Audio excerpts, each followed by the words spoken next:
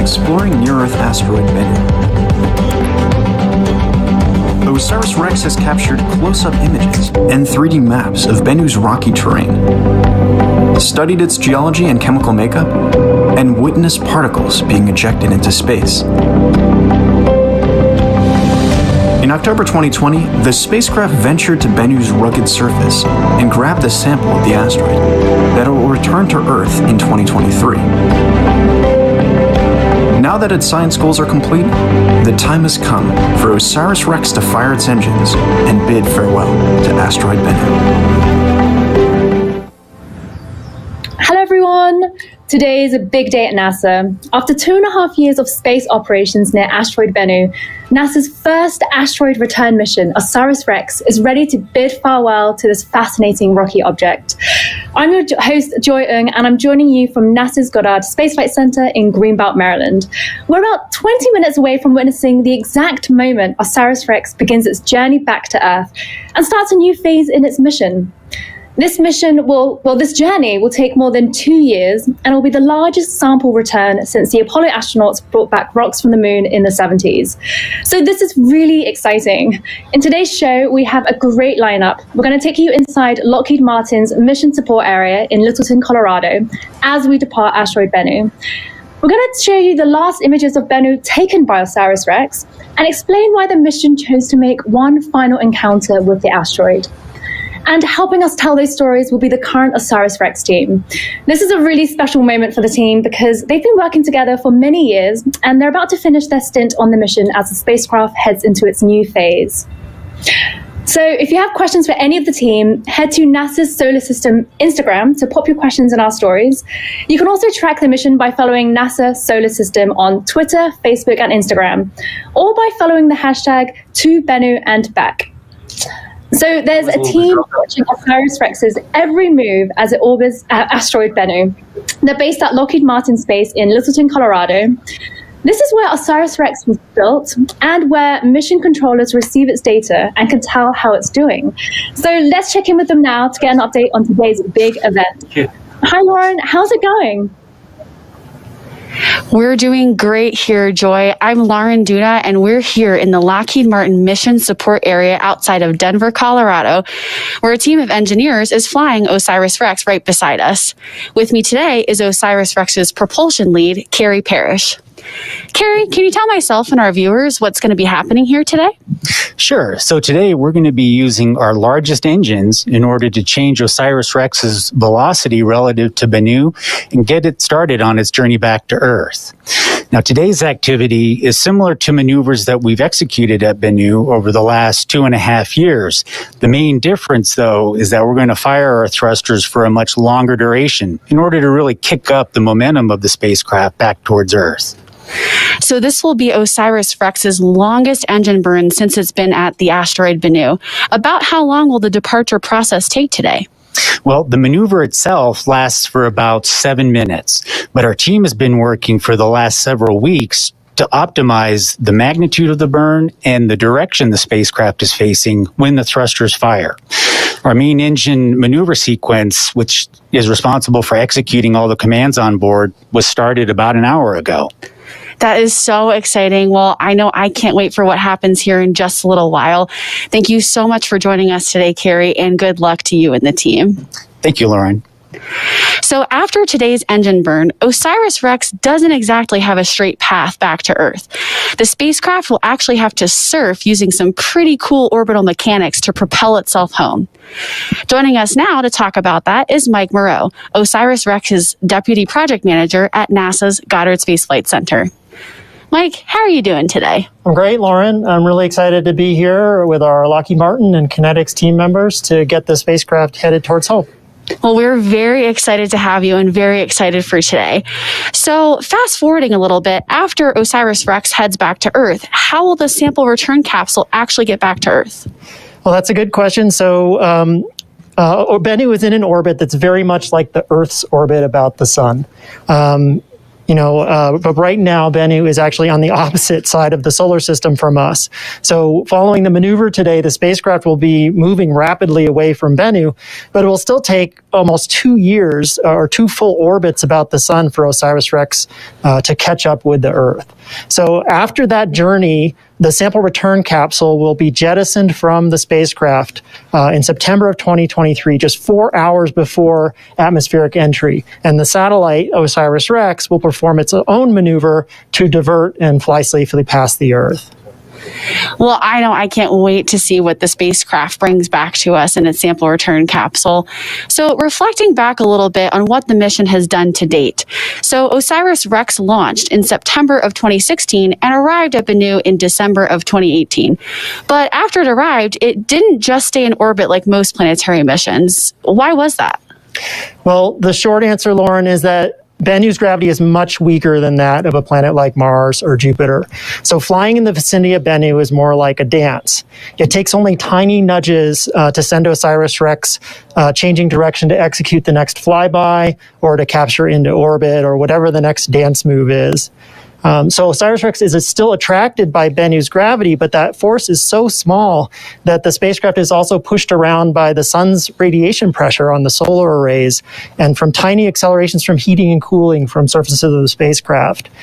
So that's what makes Bennu so challenging, is the precise modeling that has to happen in order to do this dance around Bennu. Absolutely. That sounds super complex. And it sounds like that it's actually not that easy to fly in low gravity. No, it's required a monumental amount of effort by our operations and navigation team members, some of which are sitting in the room here today.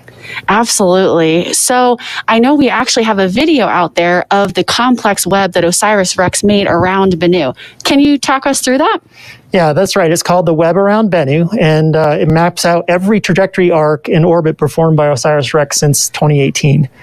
When OSIRIS-REx first arrived, it made a series of flybys over Bennu from about 5 miles away.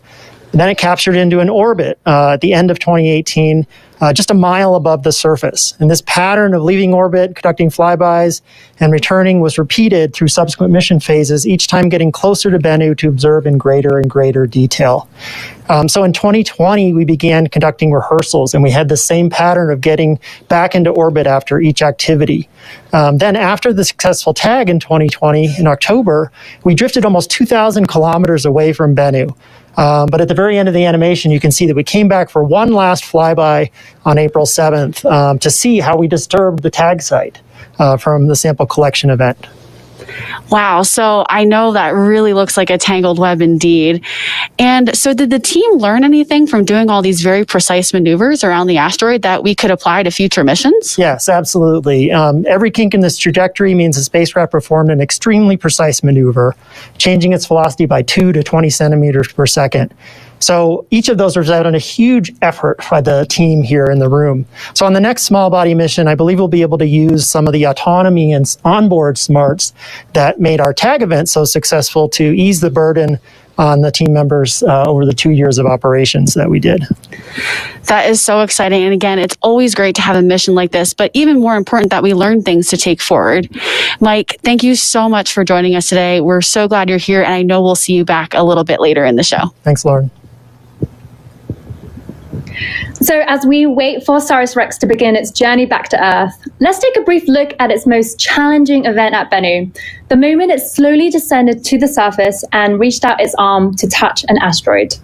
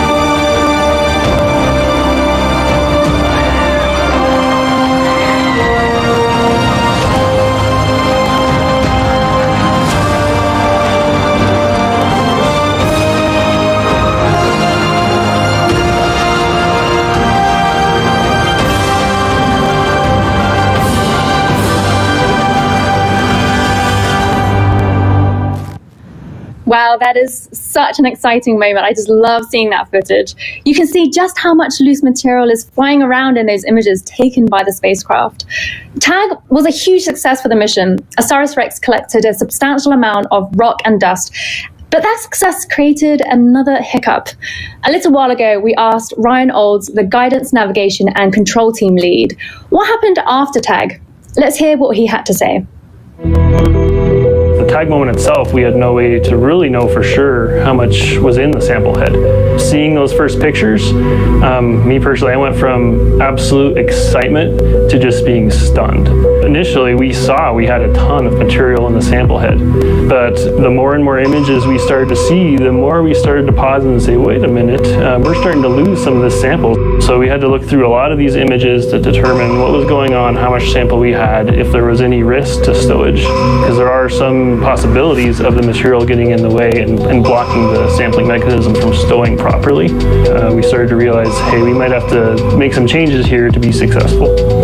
So in order to know that the sample was stored safely, we relied a lot on images from our StowCam camera, which took pictures of the capsule and the sample head getting stowed into it. It was a very challenging process. We had not practiced that procedure since before launch, when the spacecraft was in the high bay. To go through that process, taking all the images as we carefully moved the sample head into the capsule was extremely exciting, extremely challenging. It all went off without a hitch. That was a precarious moment for the mission. After all of the hard work that went into tagging Bennu, OSIRIS-REx was almost a victim of its own success. But to tell us more about how the mission adapted to the rough surface of Bennu, we have the OSIRIS-REx principal investigator from the University of Arizona, Dante Loretta. Hi, Dante. How are you? I'm very excited, Joy. This is a great day for the mission. So we just saw OSIRIS-REx create a lot of turbulence on Bennu during its sample grab. What did the flying debris reveal about the asteroid's rough surface? One of the biggest uncertainties when we were designing the mission was what was going to happen when the spacecraft made contact with Bennu. And we had predictions ranging from a fraction of an inch to 3 feet deep that arm would sink. We were much more on that latter perspective. The spacecraft was penetrated deeply into the asteroid surface, and the surface responded almost like a fluid. I like to compare it to one of those ball pits at a kid's playground. So we learned that the surfaces of these rubble pile asteroids are very loosely consolidated. Well, that was a really dramatic maneuver. So why do we need an asteroid sample? Asteroids are the geologic remnants from the dawn of the solar system. We want to understand, how did Earth become a habitable planet? How were the seeds of life, those prebiotic organic materials, delivered to Earth that trigger the origin of life and evolution as we know it? So we have to go back to the rocks that date from that time of solar system history, and that is where you find the asteroids. Well, I'm so excited that the sample is finally coming back. So after TAG on April 7th, 2021, OSIRIS-REx made its final flyover of Bennu. Why did you send OSIRIS-REx back to survey Bennu after collecting the sample? Well, we've all seen that amazing footage of the day that OSIRIS-REx contacted Bennu and sent that debris flying everywhere. And everybody wanted to know, what did the surface look like? The good news was, after we checked out the spacecraft, everything looked really healthy with no sign of any degradation whatsoever from the TAG event. The flight dynamics team also did their calculations and said today, May 10th, was the best time to leave the asteroid to conserve fuel on the spacecraft. So we had a healthy spacecraft and we had time. I told the team we have to go back and get those final images. And so what did you learn? Well, we definitely left our mark on the asteroid. We're seeing a pretty large crater. Extensive amounts of material was mobilized. And so it really helps us understand the nature of the asteroid surface and gives us some insight into what we might be bringing home. Great, thank you. And so thank you so much for joining us, Dante. So we're about to head to the mission support area. So let's go back to the Lockheed-Martin to watch OSIRIS-REx depart Bennu. Thanks, Joy. We are just about 2 minutes away here from the initiation of the departure burn. And with me, I've got Jody Zareski, who is OSIRIS-REx's systems lead here at Lockheed-Martin. Jody, what are we moments away from happening right now? So right now, the team is awaiting ground confirmation that the burn has started via the Doppler plot you see behind us.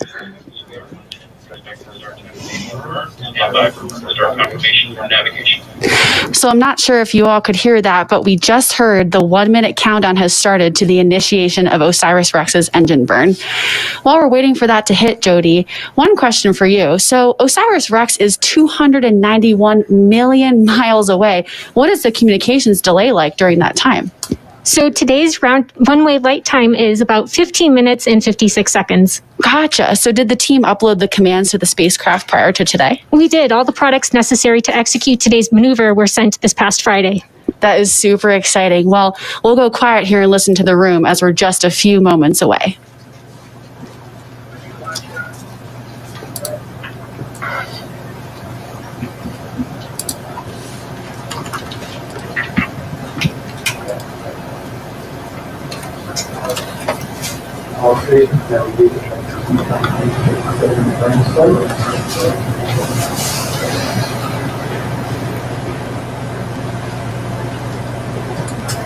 Jody, what have we just heard? We just heard that settling burn has started. That is super exciting.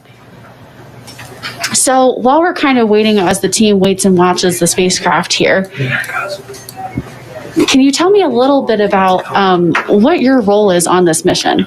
All stations, navigation has received confirmation of settling burn start. So that was the confirmation of OSIRIS-REx's engine burn start. There is a lot of excitement here in the room today. We're super excited for this moment to happen. Jody, how are you feeling right now? Oh, I am so excited. I really wish Motley Crue was here so we could rock out to Home Sweet Home because we are bringing that sample back. Absolutely. Navigation has received confirmation of main engine burn start. Yes. All good news here at Lockheed-Martin. Joy, I'll send it back to you. Thanks, Lauren. So while we're waiting for the completion of the engine burn, let's take a quick look ahead at what will happen when OSIRIS-REx reaches Earth.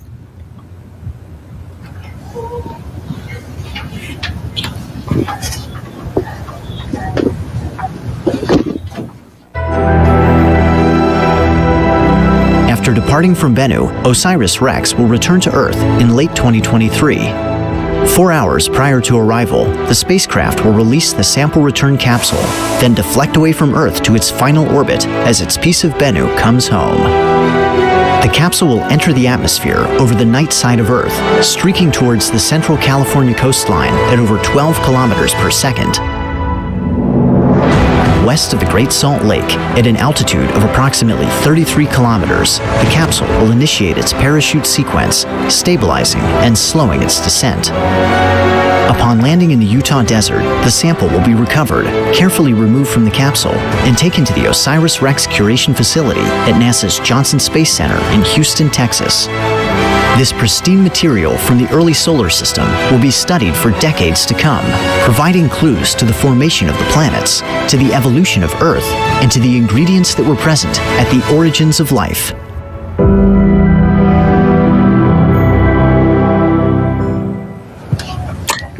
Welcome back. My name is Joy Ng, and I'm talking to you from NASA's Goddard Space Flight Center in Greenbelt, Maryland.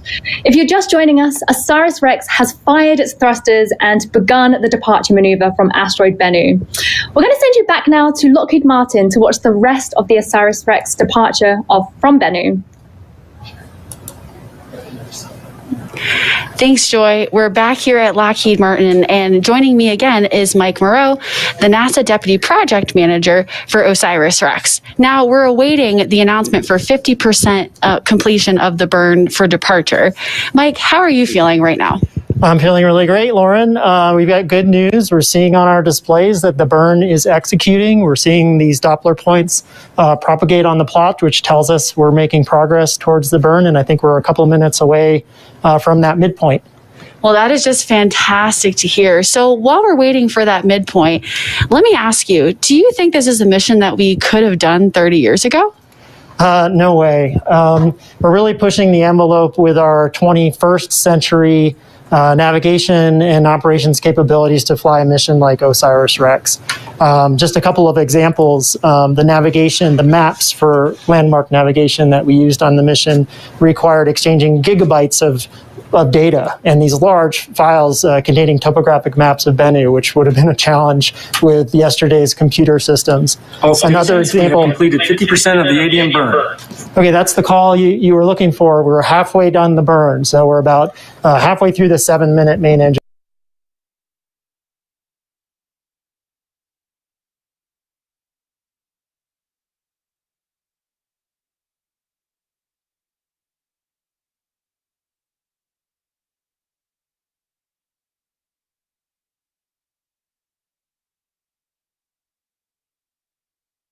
Martin team that developed NFT had to do a lot of work to get that software, which was running processes that we normally do on the ground in our computers here, to get that to fit in the capability of the onboard processor on the spacecraft. So that's just a couple of examples, but there are many things like that where we really had to push the envelope of our capabilities to fly this mission and fly so close to Bennu and ultimately touch the surface. Absolutely, especially something like that natural feature tracking where you're doing such proximity operations to an object that you really need that real-time data and that real-time ability for the spacecraft to maneuver itself. Yeah. So I want to reflect back really briefly. New Year's Eve 2018. I know there's a picture out there of you and the whole team here all dressed up in formal wear to go to work. Why did you guys do that? Okay, well, we mentioned earlier, that's a great picture. It's a great memory for the team. I mentioned earlier that we had our first insertion into orbit December 31st of 2018, and that was an event that was a big milestone on the project. It was the first time we'd ever been that close to Bennu, and we were worried that we might be surprised by something new. So we figured if we had to do this big event on New Year's Eve, we might as well get dressed up and celebrate in the process. And it was a lot of fun. This picture actually was taken about an hour after we confirmed we were successfully in orbit. We went outside. It was about 10 degrees and snowing, but we toasted our success with sparkling apple cider while it just happened to be midnight GMT about that time when we went and did that. So it was a great memory, and it really just gives you an example. The team has worked so hard over the past 2 years to accomplish this exploration of Bennu, really sacrificing a lot, but they knew how to have fun too, and it was a really great team. So that is such a cool memory, and I'm sure not a lot of people can say that. That is super exciting. Mike, about how far out are we now from the completion of the departure burn? So we're getting close now. I would say from the plot, we're probably a minute or a minute and a half from the final call out. So let's listen for that to happen. Absolutely. So we're going to give a listen into the room now as we're waiting for OSIRIS-REx's engine burn to officially complete.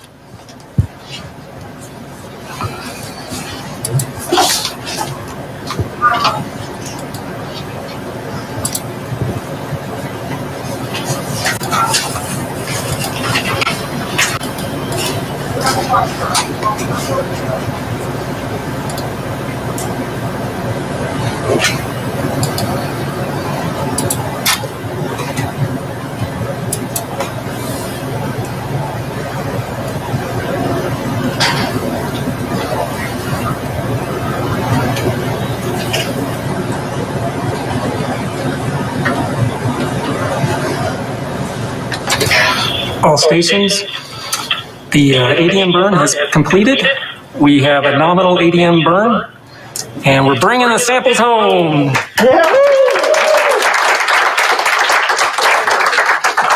So exciting.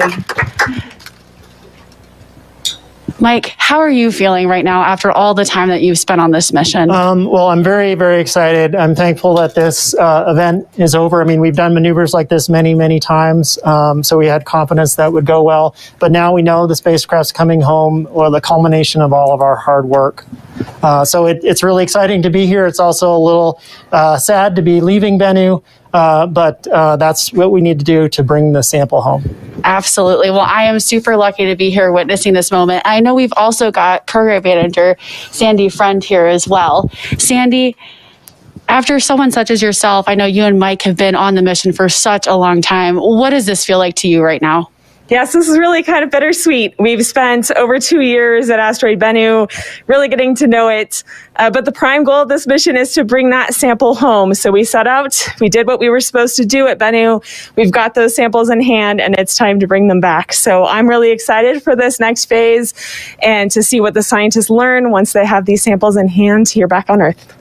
Definitely understand that bittersweet feeling. I can't even imagine, how you must feel and how excited you must be. But thank you so much for being here with us today, Sandy. And congratulations again to you and Mike and the entire OSIRIS-REx mission team.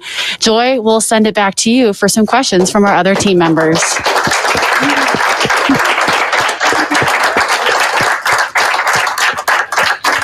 What an amazing achievement. I'm so excited. So joining us now is Dr. Lori Glaze, who is the director of NASA's Planetary Science Division from NASA headquarters. Hi, Lori, how are you doing? I'm doing just fantastic. Thank you. I want to say congratulations to the whole team. That was incredible. Nicely done. Nicely done, as always.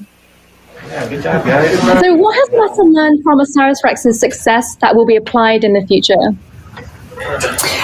It's a really good question, and you heard Mike speak just a little earlier about the importance of, for example, the autonomous operations that were demonstrated by the OSIRIS-REx spacecraft and that operations team that'll help inform future small bodies missions. But there are a variety of other things we've learned as well. For example, most of our planetary missions take their observations from a distance using remote sensing instruments to help us understand the composition of those planetary surfaces. But it's really rare that we're actually able to collect a sample and bring it back to Earth that we can then use as ground truth to help us calibrate those remote sensing observations. We have a really unique opportunity here to use the samples that we've collected to help us interpret those remote sensing observations. And then on future missions, when we're taking remote sensing observations, we'll be able to better interpret those and better make conclusions about what the surfaces of other bodies look like or what they are. So what's next for NASA's small body missions after OSIRIS-REx? Another great question. So small bodies are incredibly fascinating, and there are, of course, many, many small bodies across our entire solar system. And we find them in different locations, and the asteroids we find in each of those locations can tell us little bits or different parts of that story about how our solar system formed and how it evolved over time. And so the next mission that we have ready to go, that's going to launch in October of this year, is called Lucy. And the Lucy mission is going to go to study a family of special asteroids that are trapped in Jupiter's orbit. It's actually going to visit 7 different asteroids that are called Trojan asteroids in that Jupiter orbit to help us understand the formation of those giant planets and how their history impacted the formation of those different asteroids and Trojan asteroids found in that orbit.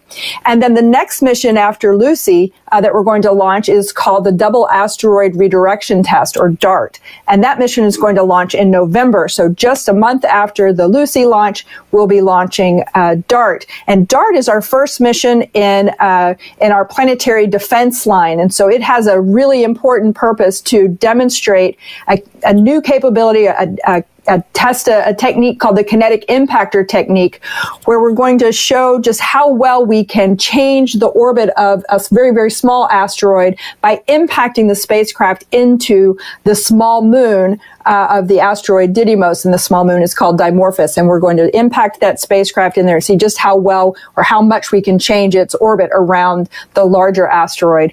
And then we have another mission coming up in 2022 called Psyche that's going to launch in the summer of 22. That mission is going to visit a special asteroid called 16 Psyche that appears to be a very metallic asteroid, a very unusual asteroid that could potentially be the core of an early planetoid. So we're really excited about that mission as well. We're all set to learn lots of great information about the small bodies that inhabit our solar system. We have a busy and exciting few years ahead of us. Thank you so much, Lori. It's my pleasure. Thank you. Now I'd like to bring back OSIRIS-REx principal investigator. Dante, how are you feeling? I'm actually a little more emotional than I expected to be right now. We knew this maneuver was coming up, but to see that Doppler plot and to know that those engines fired, it's just an amazing sense of pride and accomplishment. I couldn't be more excited for what this team has accomplished. At moments like these, I always think about the spacecraft and just imagine it 200 million miles or more away from us doing everything that we're asking it to do. And today we're asking it to fire those engines. It's now moving away over 600 miles an hour from Bennu on this way home. Well, I'm so excited for you. So OSIRIS-REx has collected a lot of data over the past 2.5 years. As the principal investigator, what are you most excited about? Well, OSIRIS-REx is all about sample return, and we picked Bennu for a very special reason. We believed from our astronomical telescopic data that it was rich in carbon, primarily in the form of organic molecules, and that it contained abundant water locked up inside minerals called clays. So for me, the most exciting results were when we got the spectrometer data down, and first we saw that clear signature of water all over the surface of Bennu. It's a very wet, hydrated rock. And then a little later on in the mission, we got the signal that there was abundant carbon, and it was everywhere on the surface. We picked a great sample site, Nightingale, which we think is going to give us wide representation of the different rock types on the asteroid. So everything I hope that this mission would deliver in terms of the sample, Bennu has given us. So we've done our job. We got the sample. Now we fired our thrusters and we're on our way home. It's time to look forward to what I call the ground game. Well, huge congratulations again. And most of the people on this team have been together for a long time and have performed flawlessly throughout the mission. So what do you think has made this team so successful? Well, building this team culture was one of the biggest jobs of the leadership group. And we knew right away you're bringing together people from an academic institution, from an industry partner, from a government agency. And there's different backgrounds, different cultures, and different motivations. But we very quickly came together. We were not University of Arizona, Lockheed-Martin, and NASA. We were OSIRIS-REx. We had a mission. That mission was to build an amazing spacecraft, literally do some world record-setting astrodynamic maneuvers around the asteroid and collect that sample. So that common sense of purpose and that unity is what made this team work so well together. Thank you, Dante, and congratulations to you and the entire OSIRIS-REx team. Thank you. So, welcome back. My name is Joy Ng, and I'm talking to you from NASA's Goddard Space Flight Center in Greenbelt, Maryland. If you just joined us, OSIRIS-REx has officially left Asteroid Bennu, and it's on its way back to Earth. So the OSIRIS-REx mission is not over, though. It enters a new exciting phase, delivering the bounty of asteroid sample back to Earth. So we're going to be talking to two people who cannot wait to get their hands on that sample. We have Nicole Lunning from NASA's Johnson Space Center in Texas, and Jason Dworkin from NASA's Goddard Space Flight Center in Maryland. Hi, Nicole and Jason. Thank you so much for joining us. So this is a really exciting time for you both because your work is just beginning. Absolutely. It's a thrilling time. I've been working OSIRIS-REx to get a sample back from an asteroid since my daughter was in diapers, and now she's graduating from high school. It's I can't wait to get that sample back and say our goodbyes to Bennu. And I'm newer to the mission than Jason, but I'm looking forward to years of being part of the team that curates and takes care of this sample once it returns to Earth. So Nicole, can you walk us through what happens after the samples are recovered in the Utah desert? How does the sample get secured and sent to the lab at NASA's Johnson Space Center? So after the sample return capsule is recovered, it will actually be taken to a portable clean lab we'll set up in Utah for a sort of preliminary disassembly, where the part of the sample return capsule that contains the Bennu material will actually be packaged then into a travel box that will keep it in a nitrogen atmosphere to protect it from contamination from Earth's atmosphere. That will be flown on a plane to our lab at Johnson Space Center that we're currently building. And there have been careful documentation processes of building it, as well as choosing materials to limit very much what the asteroid material will be exposed to really protect it. That is quite the journey. So in that same vein, Jason, can you tell us a little bit about how you and the team will keep that sample in pristine condition? Right. So as Nicole was saying, we have a limited number of materials that the sample can be exposed to. This was actually planned out well before we ever started building a spacecraft. In the very, very early days, we came up with strategies to keep the sample clean and to document both in paper, but also in chemical documentation of what the sample has been exposed to, so that when it comes back, we can compare the witnesses, the chemical witnesses of the sample, with what we actually get back and understand what the sample tells us about the solar system. And Jason, you've had such a long career analyzing samples. What excites you most about receiving this sample? So I'm an organic analytical chemist. So I'm interested in among our over 50 different hypotheses testing, looking at things involved in the organic compounds that lead to life, like the left and right-handed amino acids, and look at those sorts of things in the sample. But the part that excites me the most is that 75% of the sample we bring back is archived for future generations. So scientists, perhaps not even born yet, will use techniques we can't imagine to ask questions we don't know how to phrase yet. And so this is a decades-long legacy that OSIRIS-REx brings to science to study. Well, I'm so thrilled for you both. Thank you so much for joining us, and huge congratulations again. So there we have it. OSIRIS-REx has officially left Bennu and is cruising home.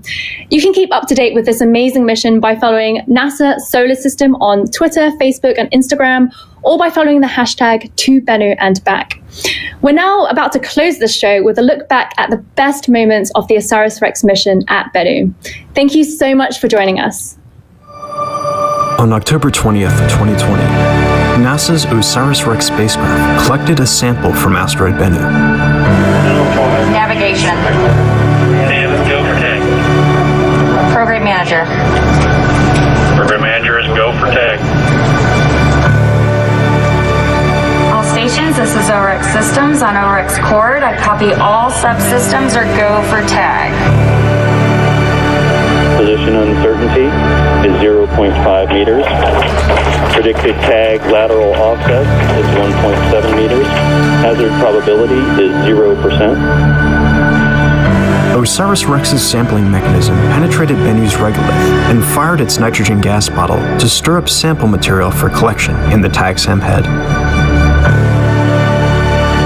At 6:08 p.m. Eastern, the team on Earth received confirmation of a successful touchdown.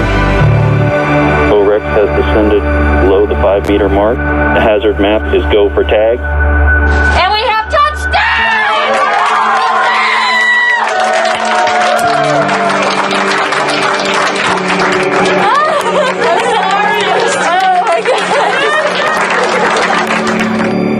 After spending approximately 6 seconds at the surface, OSIRIS-REx fired its thrusters and backed away from sample site Nightingale. Images taken a few days later by the SAMCAM camera showed rocks and dust escaping the sampler head. The team believed it collected a sufficient sample and decided to seal the TAGSAM to preserve the remaining material. The spacecraft made one more flyover of Bennu and saw just how big a mark it left on the asteroid's surface. The TAG event sent boulders flying across Nightingale's surface. OSIRIS-REx completed its last flyover of Bennu at around 6 a.m. Eastern on April 7, 2021, and slowly began drifting away from the asteroid. On May 10, 2021, OSIRIS-REx fired its thrusters and began its 2-year cruise back home to Earth.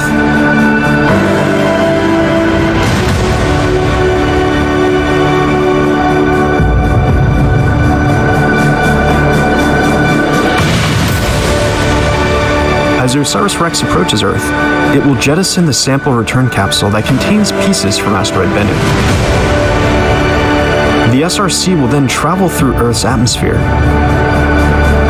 and land under parachutes at the Utah Test and Training Range on September 24th, 2023.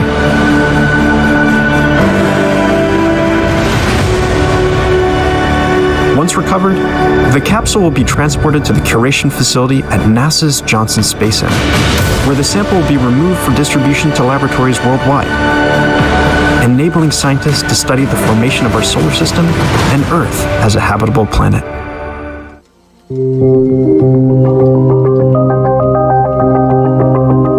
In December 2018, after traveling for 2 years, 101 days, and over 1.2 billion miles, NASA's OSIRIS-REx spacecraft arrived at its target, near-Earth asteroid Bennu. OSIRIS-REx is the first mission to explore this primitive remnant from the origins of the solar system, designed to study the asteroid and return a sample to Earth.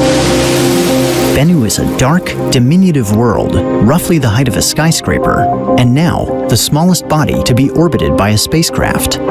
Prior to arrival, it was known to have low thermal inertia, a characteristic of fine-grained materials like sand. An infrared spectrometer on OSIRIS-REx confirmed this property, leading scientists to expect a predominantly smooth surface. But the first close-up views of Bennu delivered a major surprise. In exquisite detail, the mission's cameras revealed an unrelenting rockscape dominated by boulders. By combining these images from OSIRIS-REx with its laser altimetry data, we can take a tour of Bennu's remarkable terrain. The first stop is Simurgh Saxum. This prominent boulder defines the asteroid's prime meridian and serves as the basis of its coordinate system. In Persian mythology, the Simurgh is a large and benevolent bird and the possessor of all knowledge. Saxum is Latin for stone. To the northeast lies the largest boulder on Bennu. Measuring over 300 feet in length, Rock Saxum is a colossus longer than a football field. It is also rich in a type of iron oxide called magnetite, which was used by mariners as an early form of magnetic compass. In Arab folklore, the rock is an enormous bird of prey that can clasp elephants in its talons, as well as stranded sailors like the hero Sinbad. Continuing northeast over the equatorial ridge, we arrive at Gargoyle Saxum. This striking boulder is among the darkest on Bennu, though it clutches a much brighter rock that is about the size of a person. In medieval legend, gargoyles are dragon-like, winged monsters that can breathe fire and that guard cathedrals from evil spirits.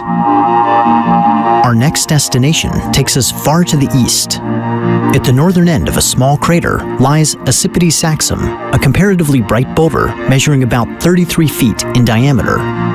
Ocypete Saxum is located near one of 3 sites where Bennu ejected small particles into space in early 2019, displaying its dynamic and evolving nature. In Greek mythology, Ocypete is one of the 3 harpies, the half-maiden, half-bird personifications of storm winds, who would carry evildoers away from the earth.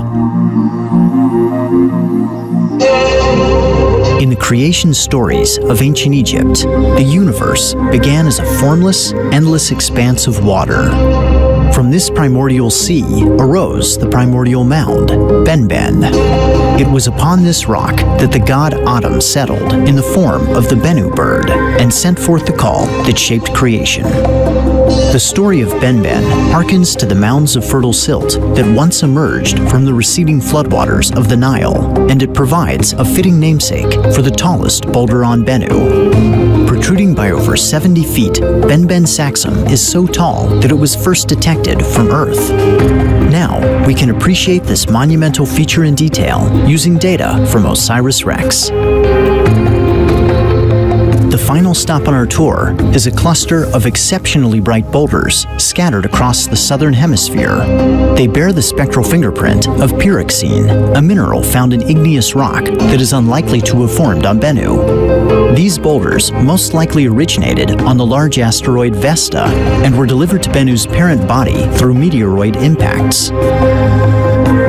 Although it is small in size, Asteroid Bennu has proved to be a fascinating world, abundant in geographic features that have defied our expectations. Thanks to OSIRIS-REx, we can now explore Bennu to uncover its composition, its evolution, and its ancient memories from the origins of the solar system.